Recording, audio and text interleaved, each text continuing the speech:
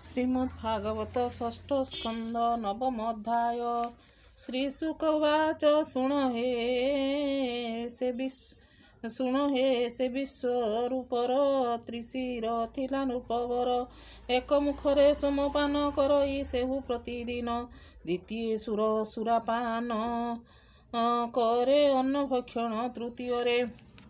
से विश्वरूप विनୟରେ ଦେବଗଣକୁ ଉଚ୍ଚସ୍ୱରେ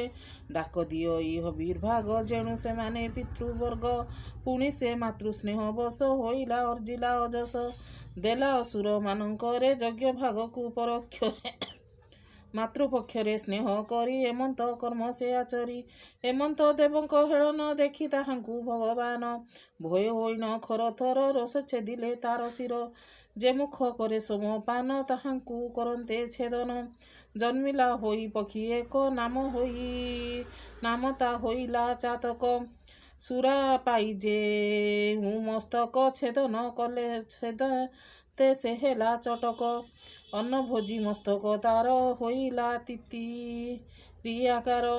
ଏମନ୍ତ ସେ ବିଶ୍ୱରୂପର ଇନ୍ଦ୍ର ଛେଦିଲେ ତହୁଁ ଶିର ଏ ପାପୁ ଲୋକ କଲେ ନିନ୍ଦା ଇନ୍ଦ୍ର ପାଇଲେ ମନେ ବାଧା ଆତ୍ମାରେ ବିଶୁଦ୍ଧି ନିମନ୍ତେ ବିଭାଗ କରି ଏହି ମତେ ସ୍ତ୍ରୀ ଭୂ ଜଳ ଦ୍ରୁମ ବରେ ଅର୍ପିଲେ ମନ୍ତ ପ୍ରକାରେ ଭୂମି ଘେନିଲେ ଭାଗ ଚାରି ଖ୍ୟାତ ପୂରଣ ବରି ସେ ପାପୁସର ଭାବରେ ଦୃଷ୍ଟି ହୋଇ ଏ ଭୂମିରେ ଦ୍ରୁମ ଘେନିଲେ ଚାରି ଭାଗ ବର ହେଲେ ମହାଭାଗ ଛେଦନ କରନ୍ତେ ଦ୍ରୁମ ପୁଣି ଅଙ୍କୁରେ ହେଉ ଜନ୍ମ ନିର୍ଯାସ ରୂପେ ହାଙ୍କର ପାପ ଦିଶଇ ନୃପବର କାମ ବର୍ଷରେ ସ୍ତ୍ରୀ ଜନ ସମ୍ଭୋଗ କରୁ ପ୍ରତିଦିନ ସେ ନାରୀ ଏ ବର ପାଇଣ ଚାରି ଭାଗ କଲା ଗ୍ରହଣ ରଜ ରୂପରେ ପ୍ରତି ମାସ ଏବେ ହେ ପାପେ ହୁଅନ୍ତେ ଦୃଶ୍ୟ ପାପର ଶେଷ ଚାରି ଅଂଶ ଜଳକୁ ଦେଇ ଦେବ ଇସ ପୁଣି ସେ ଦେଲେ ତାକୁ ବର ମିଶ୍ରିତ କ୍ଷୀରାଦି ଦ୍ରବ୍ୟର ସେ ପାପ ବୁଦ୍ବୁଦୁ ଆକାରେ ଅଦ୍ୟାପି ଦିଶଇ ସଂସାରେ ଏମନ୍ତ ଫେଣଙ୍କୁ ପକାଇଲେ ଜଳରେ ପାପ ନାଶ ପକାଇଲେ ଜଳର ପାପ ନାଶ ଭଲେ ଏମନ୍ତ ପ୍ରକାରେ ହେ ନୃପ ହରି କଳ୍ପତେ ହେଲା ପାପ ସେ ଅନନ୍ତରେ ସେ ତୋଷ୍ଟାରେ ଧତ ହୋଇଲା ଯେଣୁ କୁମର ପୁତ୍ର ଶୋକରେ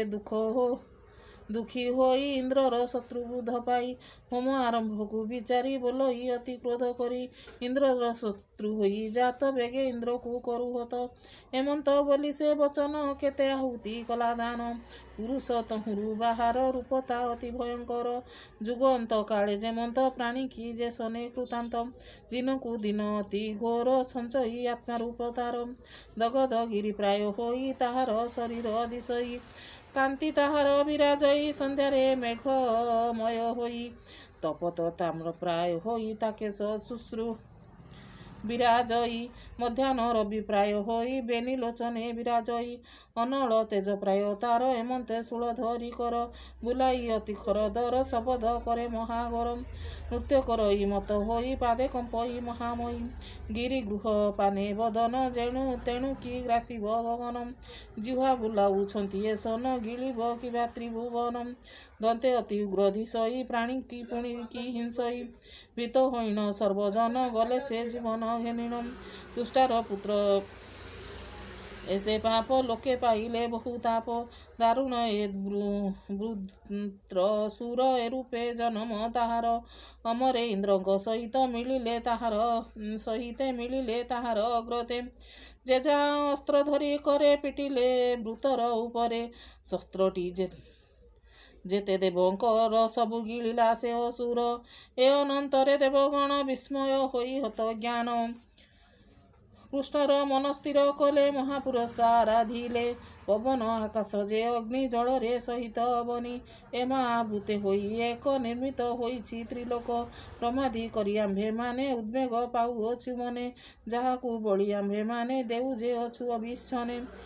ଯେ କାଳ ଅନନ୍ତ ଭଲାଇ ସେ ଯାହା ଠାରୁ ଭୟ ପାଇ ସେ ପ୍ରଭୁ ଆମର ଶରଣ ହୁଅନ୍ତୁ ଅଖିଳ କାରଣ ସେ ଅଗ୍ନିସ୍ମିତ ନ କାମ ପ୍ରଶାନ୍ତି ସର୍ବଭୂତେ ସମ ଏମନ୍ତ ଯେ ପରମେଶ୍ୱର ତାହାଙ୍କୁ ତେଜି ଯେଉଁ ନର ଅନ୍ୟରେ ପଶଇ ଶରଣ ମୂର୍ଖ ବୋଲିଣ ତାକୁ ଜାଣ ଶ୍ୱାନ ପୁଚ୍ଛକୁ ଧରି କରେ ଅଗମ୍ୟ ସିନ୍ଧୁ କେତୁ କରେ ନୌକା ମତେ ସଂସାର ଶୃଙ୍ଗରେ ବାନ୍ଧି ନିରାକାର ବାସୁ ଅଛନ୍ତି ଦୁର୍ଗମରୁ ପ୍ରଭୁ ତାରିବେ ସଙ୍କଟରୁ ଏମନ୍ତ ଯେହୁ ମହାବାହୁ ତାରିବେ ବୃତାସୁର ତମୁ ଏ ଯେ କଈଶ୍ୱର ଡଇ ମାୟରେ ଆମ୍ଭକୁ ସୃଜଇ କରୁଛି ଜଗତ ପାଳନେ ଯାର ସପ୍ରସାଦୁ ଆମ୍ଭେମାନେ ଯାର ମହିମା ଯେ ପ୍ରସଦି ଆମ୍ଭେ ନ ଜାଣୁ ମନ ବୁଦ୍ଧି ଆମ୍ଭେ ଈଶ୍ୱର ବୋଲି ମାନି ମୋହରେ ଯେସନ ଅଜ୍ଞାନୀ ଶତ୍ରୁଡର ଠାରୁ ଆମ୍ଭେମାନେ ଦୁଃଖ ପାଇଲୁ ଅନୁକ୍ଷଣେ ଋଷି ମନୁଷ୍ୟ ପଶୁ ଆଦି ସଂସାରେ ଯେତେକ ପ୍ରସିଦ୍ଧି ଆମ୍ଭେ ସର୍ବରେଖିତ ରଖିବା ପ୍ରଭୁର ଲକ୍ଷ୍ମୀକାନ୍ତ ଯେ ପ୍ରଭୁ ଧରି ଅବତାର ଖଣ୍ଡଇ ଦୁଃଖକୁ ଆମର ସେ ଯୁଗେ ଯୁଗେ ରକ୍ଷା କରୁ ତାଙ୍କ ମହିମା ମହାମେରୁ ପ୍ରଧାନ ପରମ ପୁରୁଷ ଅଶେଷ ସଂସାରରେ ଈଶ ଅଖିଳ ଜନ୍ତୁକ ଶରଣ ଏମନ୍ତ ଯେଉଁ ନାରାୟଣ ଆମ୍ଭେ ତାହାଙ୍କ ଶରଣ ଆମ୍ଭକୁ କରନ୍ତୁ କାରଣ ଦେବଙ୍କ ସ୍ତୁତି ଏ ବଚନ ଶୁଣି ସନ୍ତୋଷ ଭଗବାନ ପୂର୍ବ ଦିଗରେ ହେ ରାଜନ ହୋଇଲେ ଆସି ସୁପ୍ରସନ୍ନ ଶଙ୍ଖ ଚକ୍ର ଗଦା କମଳ ଧରିଣ ପ୍ରଭୁ ଆଦି ମୂଳ ସେବାରେ ଛନ୍ତି ଅନୁକ୍ଷଣ ଆତ୍ମାର ତୁଲ୍ୟ ସୋଜନ ଶ୍ରୀବତ୍ସ କୌସ୍ତୁଭ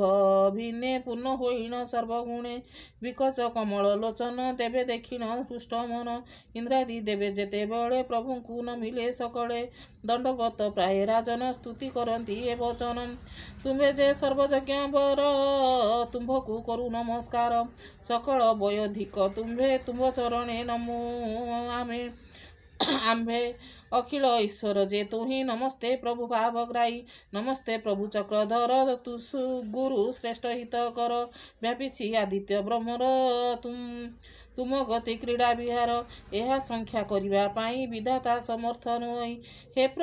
ଭଗବାନ ବାସୁଦେବ ନାରାୟଣ ମହାଭୁବନ ଆଦିପୁରୁଷ ସର୍ବେଶ୍ୱର କେବଳ ଜଗତ ଆଧାର ପରମହଂସ ଲକ୍ଷ୍ମୀନାଥ ଜଗତ ଜନ ଅନୁଗତ ତୋହର ମହିମା ବିଚାରି ବ୍ରହ୍ମାର ନୁହଁଇ ଗୋଚର ପରମ କଲ୍ୟାଣର ମୂଳ ଭନାଥ ପରମ ମଙ୍ଗଳ ହେ ସର୍ବ ପରମ କାରଣ ଅଖିଳ ଜନ୍ତୁକ ଜୀବନ ପରମ ଯୋଗ ସମାଧିରେ ଭଜନ୍ତି ବିବିଧ ପ୍ରକାରେ ପରମହଂସ ମୁନି ଜନେ ସେବନ୍ତି ଯାହାର ଚରଣେ ପରମହଂସେ ମଧ୍ୟ କରି ପ୍ରଭାବେ ଯାହାରେ ବିହରି ଏମନ୍ତ ଆତ୍ମା ଲୋକେ କରି ଅଜ୍ଞାନେ ଦୂରେ ପରିହରି ଏମନ୍ତ ପ୍ରଭୁ ତୁ ଈଶ୍ୱର ନମସ୍ତେ ବ୍ରହ୍ମାଣ୍ଡ ଠାକୁର ଏ ମାୟା ଅଖିଳ ସଂସାରେ ପ୍ରଭୁ ଶରଣ ତୋହରେ ତ୍ରିଗୁଣ ଘେନି ପ୍ରଭୁ ତୁହି ସଂସାରେ ପାଳୁ ଭାବଗ୍ରାହୀ ଭୋଦେବ ଏ ମାୟା ସଂସାରେ ତ୍ରିଗୁଣ ଯୋଡ଼ି ଯେଉଁନରେ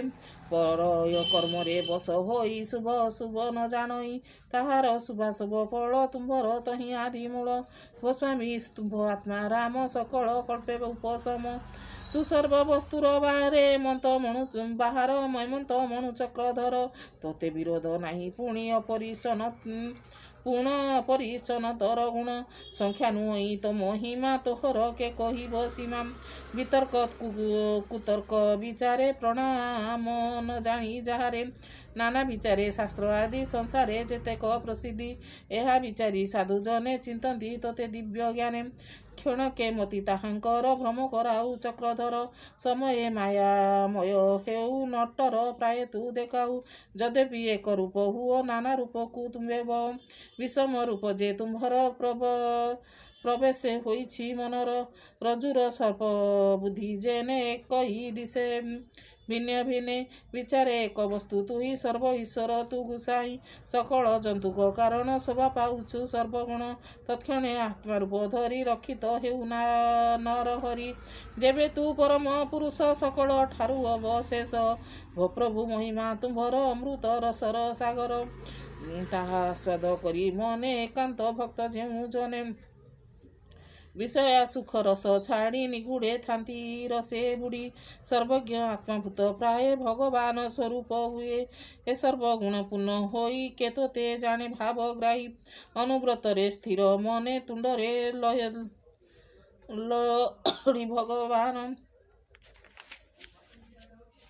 हे मधु मंथन ईशान आत्मा कुशले साधु मन जन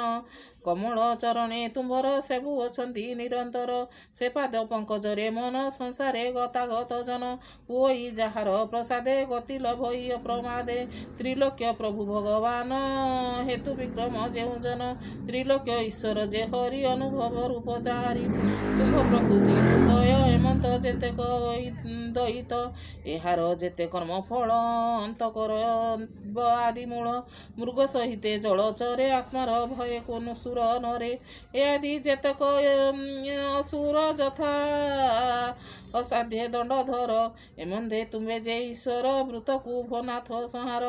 कहिलु प्रभु भावग्राही जेबे तुम्भर इच्छा होई तुम्भ तप तनय आंबे होई भनाथ आंबे पिता तुही आंभ पिता तुही तोहर चरण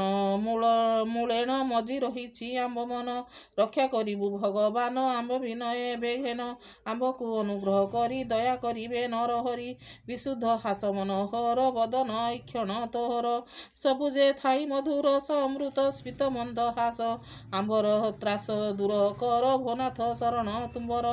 उत्पत्ति स्थिति जे प्रलय एही कारणे तुम्भे हुओ सकल जीव ठारे तु ही अरक्ष ब्रह्म रूप होई तु सर्व मायाधर रूप अशेष प्रधान स्वरूप तु देश काल पात्र होई सकल ठारे अछु तुई सकल व्यापी चक्रधर आकाश शरीर तुम्भर परम ब्रह्म रूप तु ही तो हूँ आंभ रूप मोहि आंभे अग्नि रे तृण प्राय किस करबु देव राय आंभे परम रूप तु ही तो पादे शतदल होई शतदल दुई विविध शतकर्म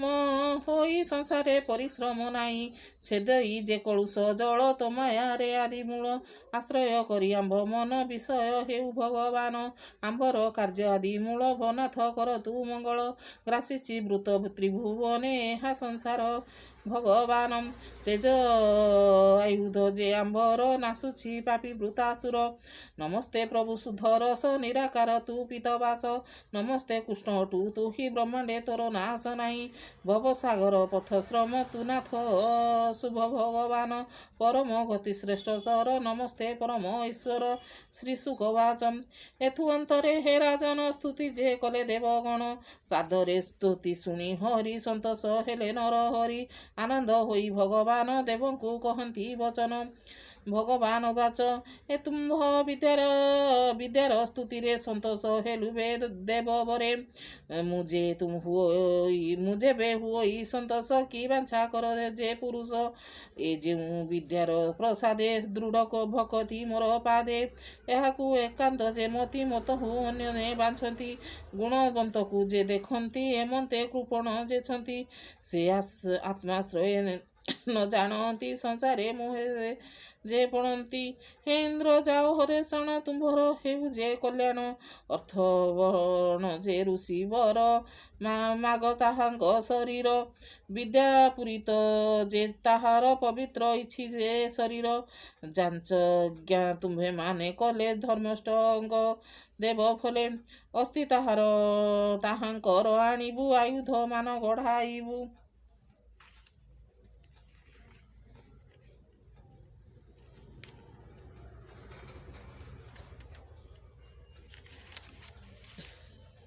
विश्वकर्मा निर्मित करी बध्यकु बधक धरी करी से ब्रज धरिण सुर छेदिन शुण पुरंदर मोहर तेज चक्र होई से ताकू नासिब जे जाई हत होइब दैत्य माने स्वर्ग लभिब देवगणे तेज गुण जे जेते आयुध पुणी लभिबे संपद मोर भक्त लोकंकर हिंसा नहिबे पुनर्बार बोलई विप्र जगन्नाथ इंद्र को कृष्ण कृपाचित इति श्रीमद्भागवते महाप्राणे परमहंस संहिताये 82 षष्ठ स्कंदे भगवतुपदेश नाम नवम।